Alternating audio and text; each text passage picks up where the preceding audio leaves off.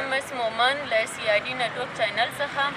لکه څنګه چې تاسو ګورئ دلته افغان مهاجرین احتجاج کړی ده او راځئ چې د دې خولې نه واورو چې دوی په کومه اړه دا احتجاج کړی ده اضا کا اور بچوں کے اسکولس کے اور گورنمنٹ کا جو ہاسپٹلس ہیں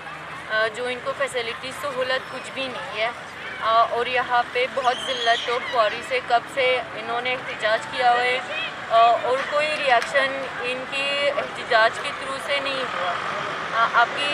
कहने की यही मतलब है ना जी। यहाँ पर आते बहुत सारे लोग देखते हैं, वादा करते हैं, लेकिन अमल में किसी ने अभी तक हमारे साथ ताउन नहीं किया। लेकिन एक बात है कि हम गवर्नमेंट ऑफ पाकिस्तान और इनके अवाम का शुक्रगुजार हैं। तो उन्होंने हमें रमज़ान में भी बहुत ज़्यादा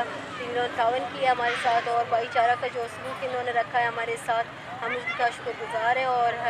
हम सिर्फ इंसियात से ये चाहते हैं कि जो हम आपसे अपील कर रहे हैं, जो हमारे हक़ है रिफ्यूजी कार्ड वो हमें दे दें ताकि हमारी जो मुश्किलात है ये हल हो जाए। और जो ममालिक जैसे कि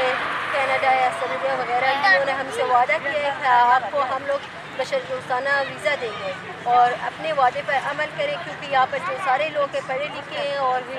सबके पास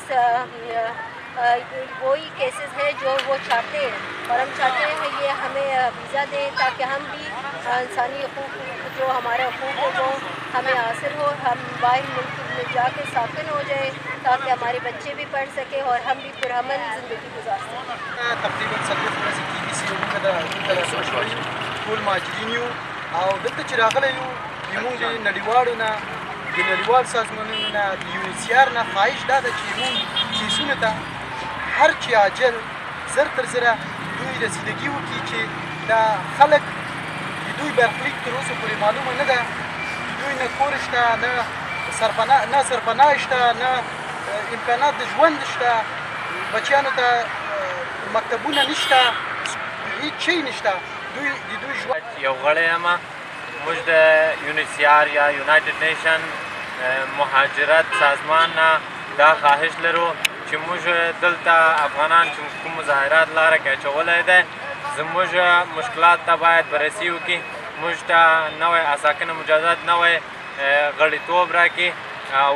موږ دریم کشور ته ثالث کشور ته هر چې عاجلتر هغه مو کې انتقال مو کې ثالث کشور ته.